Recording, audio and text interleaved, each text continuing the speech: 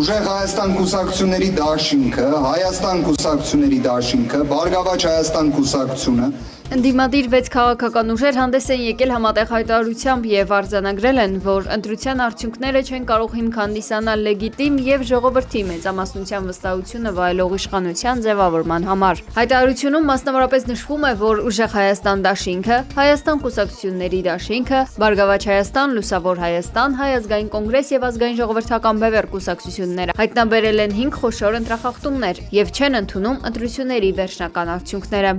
Նշված ուժերը ստորագրելով այս հայտարարության տակ հստակ արձանագրում են, որ ընտրության արդյունքները չեն կարող հիմք հանդիսանալ լեգիտիմ եւ ժողովրդի մեծամասնության վստահությունը վայելող իշխանության ձևավորման համար։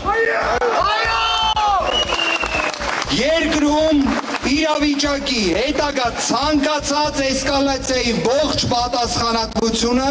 ամբողջությամբ ընկնում է Նիկոլ Փաշինյանի եւ նրա վարչախմբի վրա։ Մենք շարունակելու ենք գործել բացառապես սահմանադրության, օրենքների եւ ժողովրդավարական սկզբունքների շրջանակներում, պաշտպանելով քաղաքացիների ազատ կամարտության իրավունքը եւ Հայաստանի Հանրապետության պետականության ու ժողովրդավարության հիմնարար արժեքները։ Մեր ապագա որոշումներում եւ գործողություններում ելնելու ենք բացառապես այս իրողություններից եւ իհարկե տեր կանգնելու յուրաքանչյուր քվեին, որը տրվել է մեզ եւ արձանագրելու ենք, որ այս մարդիկ,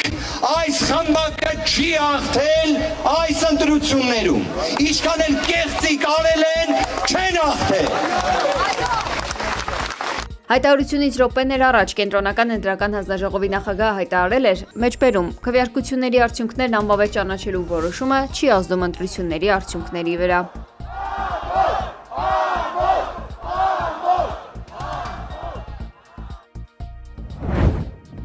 Եռագլուխ մաֆիան ոչինչ, բացարձակապես ոչինչ անել չի կարող մի պարզ պատճառով։ Ափալ-թափալ մի հավաքեք ձեր ճամպրուկները, դուք դեռ երազելու եք Հայաստանից փախչելու հնարավորության մասին։ Այսպես է սպառնացել Հայաստանի վարչապետ Նիկոլ Փաշինյանը ընդդիմադիր քաղաքական ուժերի ղեկավարներին։ Այս տեսանյութի հրապարակումից անմիջապես հետո հայտնի է դարձել, որ երկրորդ նախագահ Ռոբերտ Քոչարյանին իրավապահները թույլ չեն տվել լքել Հայաստանի տարածքը Զվարթնոց օդանավակայանում։ Ռոբերտ Քոչարյանի գրասենյակից հայտնել են, որ նախագահը երրորդի այցով մեկնում էր Հայաստանից։ Այցը կրում էր անձնական բնույթ, վաղուց պլանավորված էր եւ հետաձգվել էր նախընտրական խիտ գրաֆիկի պատճառով։ Ռուբեն Վարդանյանի կինը Վերոնիկա Զոնաբենդը հայտարարել է նոր մարդասիրական նախաձեռնության մասին, նպատակ ունենալով կազմակերպել կանանց միջազգային մարդասիրական պատվիրակության այց Բաքու։ Նախաձեռնության հիմնական նպատակն է հնարավորություն ստեղծել այցելելու Ադրբեջանում ապօրինաբար պահվող հայ բանտարկյալներին, գնահատել նրանց պահման պայմաններն ու առողջական վիճակը, ինչպես նաև փոխանցել ընտանիքների կողմից ուղարկված նամակներն ու լուսանկարները։ Վերոնիկա Զոնաբենդը ընդգծել է, որ 2023 թվականի սեպտեմբերից Ռուբեն Վարդանյանն Եվս 18 հայ բանտարկյալներ զրկված են հարազատների հետ կապից, իսկ միջազգային մեխանիզմները, այդ թվում Ադրբեջանում Կարմիր խաչի միջազգային կազմակերպության գրասենյակի փակումից հետո գործնականում չեն աշխատում։ Նա նշել է, որ հայ բանտարկյալների ընտանիքները փաստացի զրկված են մարդասիրական կապից, իսկ պաշտոնական այցերի ընթացքում խնդիրը հաճախ դուրս է մնում օրակարգից։ Զոնաբենդը դիմել է Ադրբեջանի օմբուդսմեն Սաբինա Ալիևային, խնդրելով աջակցել պատվիրակության այցին, պաշտոնական հանդիպումներին եւ Ումբակի քերակատարողական հիմնարկում պահվող հայ բանտարկյալներին տեսակցելուն։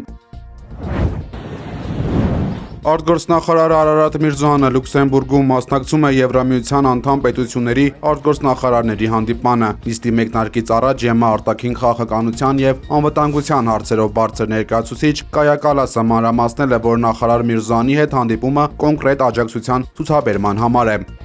Հայաստանում ընտրություններն էին, որոնք ավարտվեցին։ Ռուսաստանը մեծ ճնշում էր գործադրում Հայաստանի վրա, որպեսզի վերջիններս փոխեն իրենց ուղղությունը։ Այս հարցով Միրզոյանի հետ քննարկում ենք պարբերաբար, թե ել ինչպես կարող է Եվրամիությունը աջակցել Հայաստանին, որպեսզի նախընտրած ուղին չփոխվի։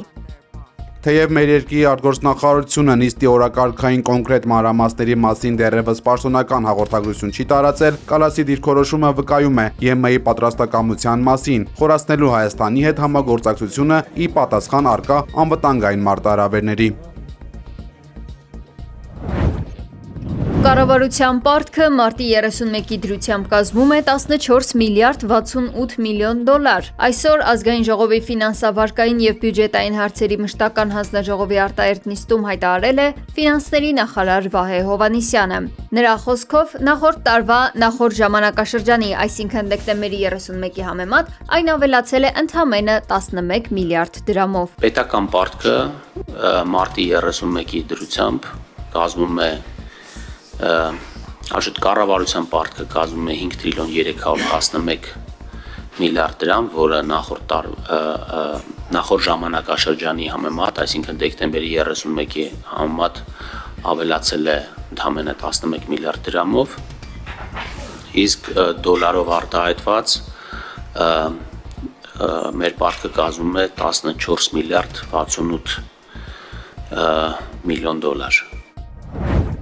Կառավարության ծխախոտի, ալկոհոլային խմիչքների, դիզվառելիքի եւ բենզինի ակցիզային հարկի բարձրացման որոշումը պայմանավորված է բացառապես օրենսդրական կարգավորումներով եւ գնաճի ճշգրտմամբ, այլ ոչ թե հետընտրական շրջանում բյուջեի բացերը լրացնելու միտումով։ Այսօր լրագրողների հետ ճեպազրույցում ասել է ֆինանսների նախարար Վահե Հովհաննիսյանը։ Նախարարի խոսքով տարիներ առաջ ներկայացված ակցիզային հարկի փոփոխությունների պլանն ավարտվում է 2026 թվականի դեկտեմբերի 31-ին, ինչը ենթադրում է նոր պլանի մշակում 2027 թվականի հունվարի 1-ից հետո ընկած ժամանակահատվածի համար։ Ակցիզային հարկի փոփոխությունները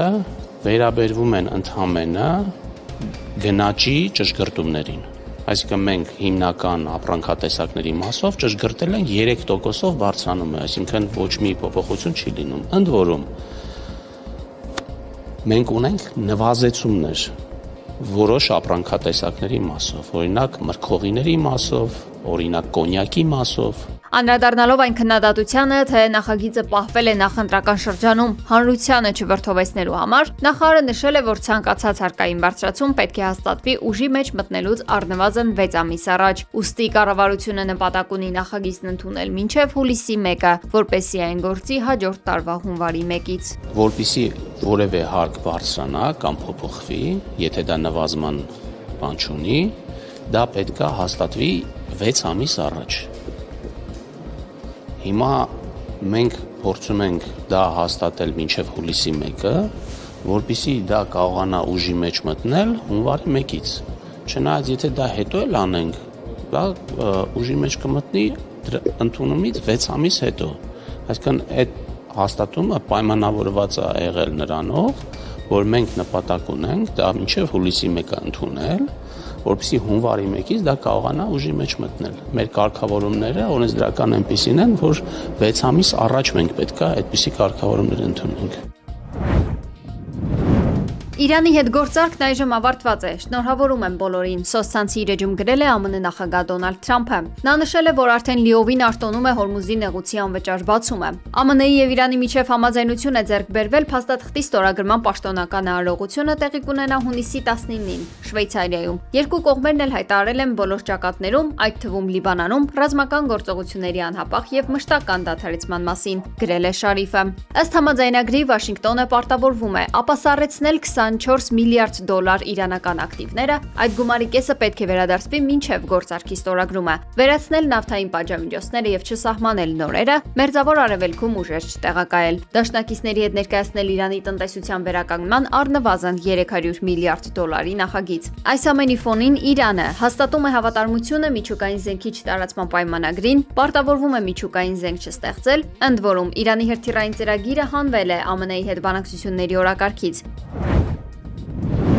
Իսրայելի ազգային անվտանգության նախարար Իտամար Բեն-Գվիրը հայտարարել է, որ Իսրայելը չի ենթարկվում ԱՄՆ-ին, քանի որ իրենք անկախ եւ ինքնիշխան ազգ են։ Նա նշել է, որ թե բարձր են գնահատում Միացյալ Նահանգների աջակցությունը եւ շնորհակալ են նախագահ Թրամփին, անվտանգության հարցերը պետք է որոշվեն բացառապես հերական պետության շահերի հիման վրա։ ԱՄՆ-ի եւ Իրանի միջև հայտարարված հրադադարի ֆոնին Իսրայելի պաշտպանության նախարար Իսրայել Կացը հայտարարել է, որ Իսրայելը դուրս չի գալու հարավային Լիբանանից։ Կացը շեշտել է, որ վարչապետ Բենյամին Նեթանյահուի հետ վարում են հստակ քաղաքականություն, ըստ որի Իսրայելի պաշտպանական ուժերը առանց որևէ ժամկետի սահմանափակման կմնան Լիբանանի, Սիրիայի եւ Գազայի անվտանգության գոտիներում սահմաններն ու համայնքները ջիհադիստական տարրերից պաշտպանելու համար։ Այդ անվտանգության գոտիները մաքրվելու են տեղական բնակչությունից, իսկ բոլոր վերգետնյա ու ստորգետնյա ահաբեկչական ենթակառուցվածքները, այդ թվում որպես հենակետ ծառայեց սահմանային տները, քանդվելու են։ ԱՄՆ նախագահ Դոնալդ Թրամփը դժգոհություն է հայտնել Իսրայելի վարչապետ Բենյամին Նեթանյահուի գործողություններից Բեյրութի հարավային արվարձանի վրա Իսրայելի վերջին հարվածից հետո, որը տեղի է ունեցել ամերիկա-իրանական հուշագրի ենթադրյալ ստորագրումից քիչ առաջ։ Միաժամանակ ամերիկացի առաջնորդը չափազանց կոշտ է արտահայտվել Նեթանյահուի հարված հասցնելու որոշման մասին։ Մեջբերում Նեթանյահուն ոչ մի անիծյալ ողջախոհություն չունի, ես դա ասել եմ նրան, մեջբերման ավարտը։ Ավելի վաղ Թրամփը հրապարակայնորեն կոչ էր արել Իսրայելին զերծ մնալ Լիբանանի վրա հարվածներից, ընդգծելով, որ Իրանի հետ համաձայնագրի ստորագրումը շատ մոտ է։ Իսրայելի եւ ԱՄՆ-ի եղբայրությունը կարծես մոտ է ավարտին, հաշվի առնելով երկու երկրների առաջնորդների հակադիր դիրքորոշումները։ Գուցե եղբայրության ավարտական ակորդը հնչի հենց Իրանի հետ հակամարտության վերջնական դադարեցման պահին։ ԱՄՆ նախագահ Դոնալդ Թրամփը հայտարարել է, որ Ֆրանսիան ռիսկի է դիմում բախվել Վաշինգտոնի հետ նոր առևտրային պատերազմի, եթե չչեղարկի ամերիկյան տեխնոլոգիական հսկաների դեմ սահմանված հարկը։ Թրամփի խոսքով ինքը անձամբ է զգուշացրել Ֆրանսիայի նախագահ Էմանուել Մակրոնին, որ այնպիսի ընկերությունների հասույթից, ինչպիսիք են Google-ը, Amazon-ը, Meta-ն եւ Apple-ը 3% թվային հարկի պահպանումը կբերի պատասխան քայլերի։ Ես խնդրեցի նրան չհարկել ամերիկյան ընկերությունները, եթե նրանք այնուամենայնիվ անեն դա, ինձ այլ ընտրություն չի մնա, քան 100% մաքսատուրք սահմանել Ֆրանսիայից ներկրվող ամբողջ շամպայնի եւ բոլոր գինիների վրա, հայտարարել է Թրամփը։ ԱՄՆ նախագահը նշել է, որ Մակրոնից միայն պահանջվում է չեղարկել այդ հարկը եւ այդ դեպքում նման ճնշում այլևս չի լինի։ Oxfam միջազգային կազմակերպությունը Ֆրանսիայի Էվիան Լեբեն քաղաքում անցկացվող G7-ի գագաթնաժողովի նախօրեին բողոքի ակցիա է կազմակերպել, օգտագործելով առաջնորդների հսկայական ծաղրանկար դիմանկարները։ Ցուցարարները նրանց պատկերել են մարդու իրավունքներ, կլիմա եւ գենդերային հավասարություն գրություններով լեցուն աղբամանների շուրջ։ Ակցիայի նպատակն է քննադատել հարու ժողովրդավարությունների առաջնորդներին իրենց նախկին խոստումները ձախողելու համար։